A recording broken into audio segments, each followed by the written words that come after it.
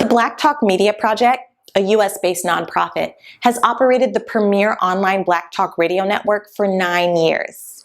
The organization has helped independent Black media producers establish their own digital radio stations and platforms. However, it is time to expand our work based on the vision of founder Scotty Reed, a U.S. Army veteran and communications specialist who wants to build the Black version of National Public Radio, with community talk radio stations and media centers across the USA. These stations and media centers will focus on developing local talk radio hosts, addressing local community issues, and providing classrooms to teach new media production. We can accomplish this goal without corporate and government grants, maintaining true independence. Donate to the Black Talk Media Project or obtain a subscription to the social media platform btrcommunity.com for just $24 annually. Help us establish new Black media for the new millennium. Greetings everyone, Scotty Reed here, Black Talk Media Project, Black Talk Radio Network. I want to do a quick video about emotional identity candy, and I'm going to explain that to you here in just a bit. Let me find this article that I came across that, what's her name? She has same last name as me, no relation. She's on MSNBC, Joy Ann Reid.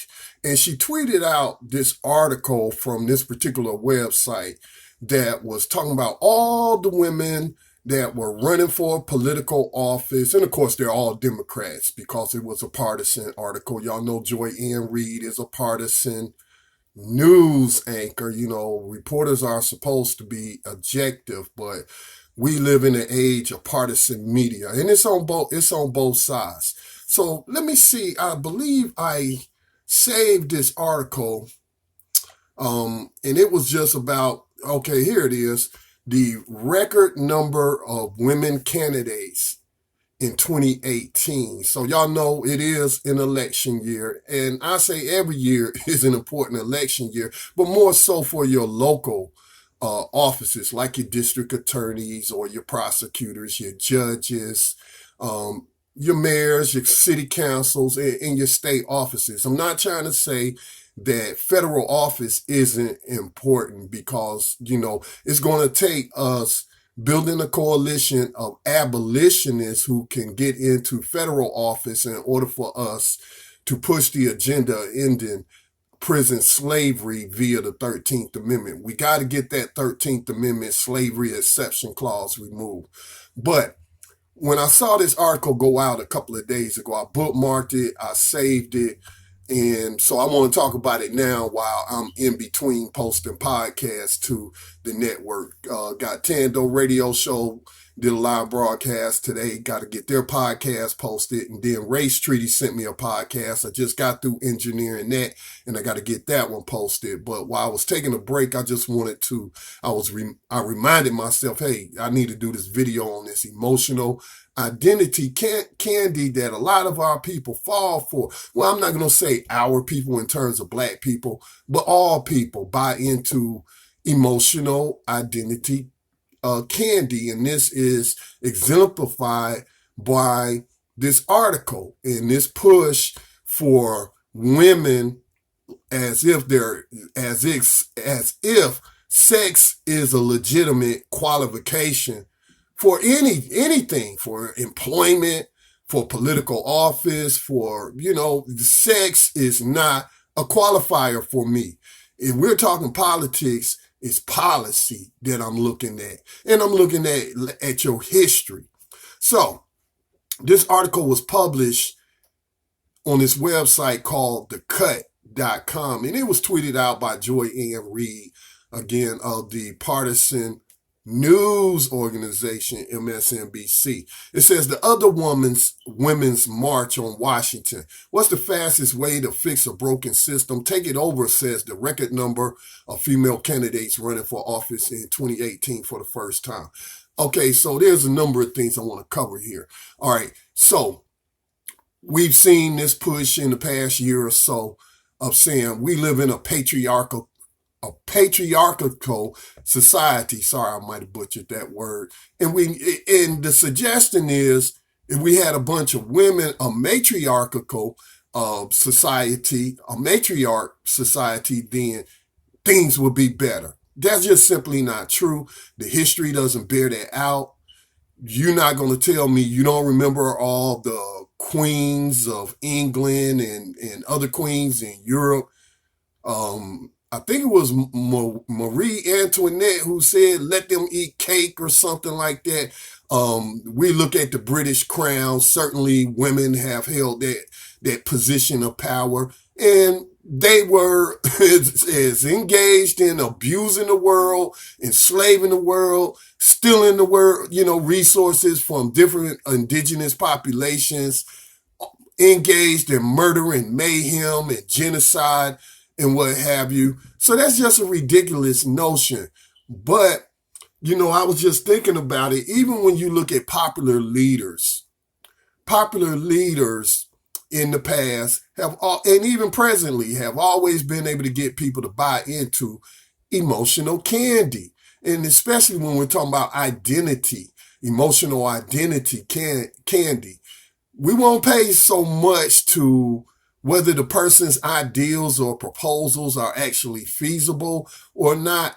But if they feed into whatever low self-esteem we may have or feeding us what we want to hear, not necessarily what we need to hear, but what we want to hear, a lot of people will buy into that, So, in the rap world, the MC is the master of ceremonies, and he's got to move the crowd, or she has to move the crowd, and that's getting people emotionally involved in the show. You know what I'm saying?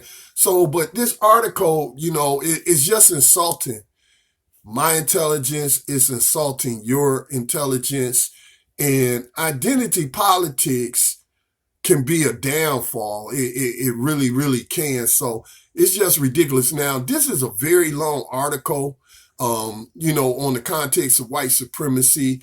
There's a young girl named Justice who who came up with this saying where she asked Tim Wise a question, and he just blah, blah, blah, blah, blah, blah, blah. You talking to a child. You need to break it down and simplify it. And she said, you just gave me buckets of words. And that's what this article reminds me of. It's just buckets and buckets and buckets of words, man. Pushing emotional, feminist identity politics. And Hillary Clinton's name keeps popping up over and over and over and over. And I'm like, man, Hillary Clinton tried, and people in Hillary Clinton's campaign told you if you didn't vote for her simply because she was a woman, and if you were a woman, that you were a traitor. Never mind Hillary Clinton's policies that she has supported in the past that have devastated families, especially the black community. Not to mention that as part of the Obama administration, how she got that woman activist in Honduras killed and assassinated when they participated in the military coup to overthrow the democratic elected government of Honduras, not to mention what she did, how she ran point in Libya and what they did to that country, and look at it now. And to be honest with you, it wouldn't have been that much different from Trump, except for in the language that they use. In terms of foreign policy, it would have been the same. She was pushing for anti-First Amendment laws to restrict American speech and criticizing Israel, and trying to make it seem like it's anti-Semitism. So when I kept seeing Hillary Clinton's name keep popping up over and over, I was like, this is just a bunch of buckets and buckets of words trying to feed women some emotional identity candy. Now, that's not to say that these women are not qualified and that they wouldn't be better than what we have in office. But I would say first and foremost, the first thing I want to hear from them is if they are an abolitionist. If they recognize that slavery was never abolished because the 13th Amendment has a slavery exception clause, and if they recognize that, then they have to convince me that they are committed to removing that exception clause. So I'm saying policy matter, not a person's sex. All right. And so I support abolitionist candidates and what have you. And I don't see very many out there. There are a few, but there's other policy issues that we should be paying attention to. Now, today I came across this other article, and it was saying how in 2008, Hillary Clinton had a top advisor in her inner circle who was sexually harassing women. And it was brought to Hillary Clinton's attention. Now, I've seen a couple of other articles where they were talking about Hillary Clinton's campaign and Bernie Sanders' campaign. But this was happening way down at the lower levels. And you can look up those articles, but I saw nothing that, it was brought to the attention of the people who were running for office, like Hillary Clinton in that one instance, or Bernie Sanders. It seems to me like it was just, I'm not going to go there. But anyway, but Hillary Clinton in 2008 had a top campaign advisor. It was brought to her personal attention, and most of her advisors were telling her to fire this guy, and she refused to fire him. And he also had a role in her 2016 campaign until they finally was able to push him out. So this emotional identity politics that they're pushing in 2018, trying to ride the feminist hype right now, don't fall for it. It's just emotional identity candy. You need to make sure before that you're voting based on that person's record or their policy positions. What they got swinging between their legs or not swinging between their legs should not matter. All right, so this is Scotty Reed. I just wanted to add that as I was in between podcasts. Also, let me quickly go ahead and give a shout out. Thank you to Rodney. Thank you to Gloria. Thank you to Cece and Designs by Danny for your contributions, your financial contributions to the Black Talk Media Project and over the past couple of days. And today, I think Rodney's even has joined the BTR community, our social media platform. What we are building is not only maintaining the world's largest independent, non-corporate funded Black digital radio and podcasting website, but we want to expand our work outside of that. And you're investing towards us establishing digital media communication centers in the Black community to replace the Black terrestrial radio stations, independent Black radio stations that we lost due to the 1996 Telecommunications Act. You can go to blacktalkmediaproject.org. You'll find some information about that damaging act right on our front page. And so, I can't thank you all enough for your contributions.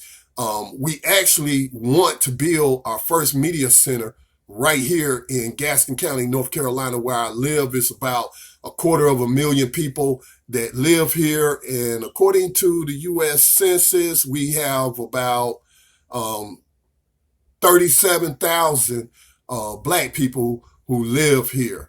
And we already have a building. It's an old trailer, but it doesn't leak. It needs some work. We're going to have to replace the AC system, the central air system, probably do some other work on the inside, replace some stuff because the building it's 20 years old, but it doesn't leak. And I am not about wasting money on shiny new things when we can fix up stuff. We got to be very smart in how we spend our money so that we can get, more bang out of the buck, as they say. So I want to do that. It's right here on our family property. My aunt actually purchased this trailer over 20 years ago. She used to live in there before she moved to New York. Then I moved in there after I got out of the military. Then I moved out. Then a cousin moved in there. And now it's just, they've been out of there for a couple of years now. Actually 5 or 6 years now, and now we're just using it as a storage unit. So I want to convert that, and then once I show you a successful model, then hopefully more people will have faith in our organization to duplicate that around the nations in our most oppressed community. So thank you again to all those who made donations. This is Scotty. I'm gonna get back to work now. Peace and blessings to all. Y'all stay safe behind these enemy lines of USA Inc.